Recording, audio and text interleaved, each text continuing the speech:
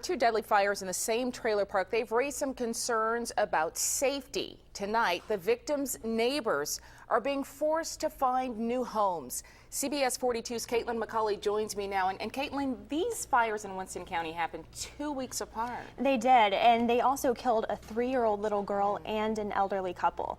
And so the landlord told me that earlier today. That's because these fires, he's shutting down the whole complex, and the problem is that many people who rent from this man now have nowhere to go.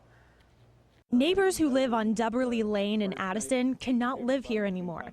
The landlord tells me he wants his tenants to move out because of the deadly fires that happened in 2 of his properties. He's threatening to cut my dad's power off, which is wrong. Joshua Sutterfield was in the process of moving into a mobile home near the one his dad rents. Now, that's not happening. It's really tough now trying to find a place to live with no money at all to get into a place, because I've done spent it all trying to get moved in up here and moving back and forth, traveling and stuff just to get here.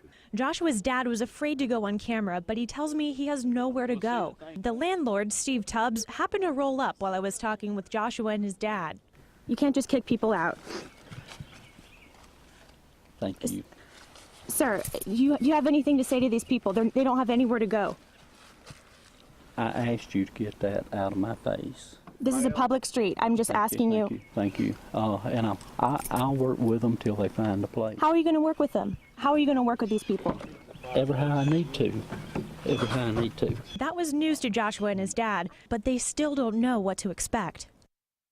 Landlord Steve Tubbs denied threatening to shut off the electricity and denied telling his tenants to move out immediately. And Caitlin, this is so heartbreaking because they have just lost 2 of their neighbors, a young girl, an elderly couple, and now this. Do they have any copies of the rental agreements? Well, with the neighbors that I talk with, they don't have rental agreements on paper at all. However, in Alabama, verbal agreements have to be honored, and so that means that a landlord must give notice if he wants to evict someone, and that he will have to file for eviction in court. And I'll keep you guys updated on what happens here. All right, we know you'll stay on it. Thank you, Caitlin.